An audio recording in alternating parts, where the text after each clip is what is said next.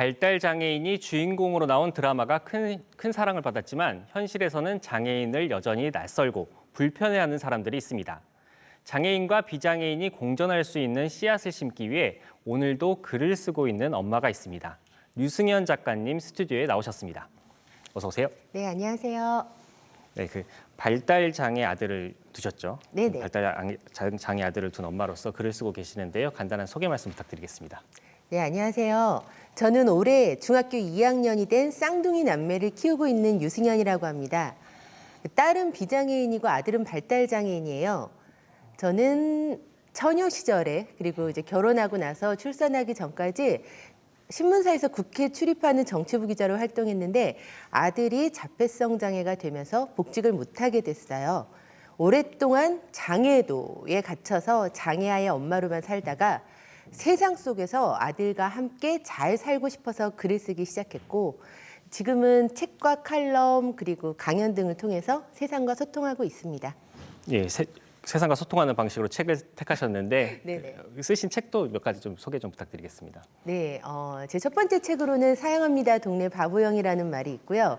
이 책은 5년, 6년 전에 나왔는데 이게 영화로 만들어져서 내년에 개봉을 앞두고 있습니다. 그리고 그 다음에 다르지만 다르지 않습니다. 배려의 말들 이렇게 총 3권을 썼고 지금 4번째 책을 열심히 집필 중에 있습니다. 알겠습니다.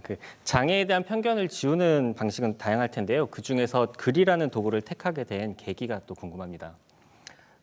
계기는요. 저희 아들이 일반 초등학교에 입학을 했는데 그 학교 구성원 사이에서 거부당하는 일이 발생했어요. 정말 절망스럽더라고요. 그래서 그때 그냥 이제 죽어야 되나? 이렇게 생각을 했는데 아니야 다시 살자라고 결심을 하고 나서 그럼 어떻게 살아야 되지? 라는 생각을 했을 때 그때 그런 일을 우리 아들이 겪은 건 그 누가 나빠서도 아니고 못돼서도 아니고 진짜 몰라서 그러더라고요. 발달장애인이 누군지 어떤 사람이고 어떠한 삶을 사는지 아무도 모르는구나. 그래 그럼 알리자. 무엇으로? 내가 가장 잘하는 거, 글 쓰는 것으로 알리자. 그렇게 해서 글을 쓰기 시작했습니다. 그때 아드님한테 어떤 일이 있었는지 간단하게 좀 설명 좀 부탁드려도 될까요?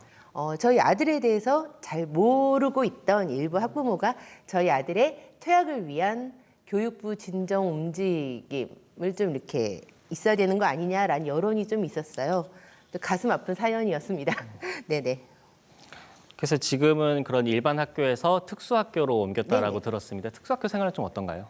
특수학교 생활은 일단은 잘 하고 있습니다. 잘 하고 있는데 솔직히 어떻게 생활하는지 잘은 몰라요. 이게 현실입니다. 왜냐하면 저희 아들은 아직 말을 할 줄 모르기 때문에 선생님들이 말씀을 해주지 않으시면 학교에서 어떻게 지내는지 알 도리가 없어요. 다행히 우리 담임 선생님께서는 열심히 소통해주고 계셔서 올해는 아들의 학교 생활에 대해서 잘 알 수 있을 것 같습니다. 예, 올해는 좀 학교 생활에 대해서 좀 들으실 텐데요. 네네. 동안이 아드님이 학교에서 좀 어떤 것을 좀 배웠으면 좋겠는지 바람이 있으신지요? 저는 저희 아들에게 기대하는 건 저희 비장애인 딸내미한테 기대하는 거하고 달라요. 저희 아들에게 가장 중요한 건 저는 사회성, 사람들과 어울려 사는 능력, 관계 맺는 방법 이런 걸 배워야 한다라고 아주 절실히 느끼고 있습니다. 그 이유는요. 아들은 지금은 괜찮아요. 지금은 제가 옆에 살아있기 때문에 엄마인 제가 살아있기 때문에 어디 가서 무슨 일을 당하던 또는 심심하던 뭐 하던 이 엄마가 다 해결해 주잖아요. 근데 문제는 저희 아들은 발달장애인이고 평생 혼자 살지는 않을 거예요. 타인의 지원을 받아서 살게 될 텐데 그 타인의 지원을 잘 받아서 살 수 있는 준비가 되어 있어야만 아들이 이 세상에서 살아나갈 수가 있습니다. 그래서 저는 제가 나중에 죽고 없을 제 사후에 발달장애가 있는 제 아들이 이 세상에서 목숨 부지해서 제대로 살아나가려면 엄마가 아닌 다른 사람들과 관계 맺는 이것을 일찍부터 배워야 하고 이것을 배울 수 있는 가장 안전하고 유일한 공간은 바로 학령기, 학교라는 생각을 아주 강하게 갖고 있습니다. 알겠습니다. 그래서 그런 측면에서 지난해 11월에 발달장애인을 위한 평생 돌봄 정책을 강화한다는 정부 발표도 있었는데요. 체감할 만한 변화가 있었는지요? 솔직히 말하면 체감할 만한 변화는 없어요.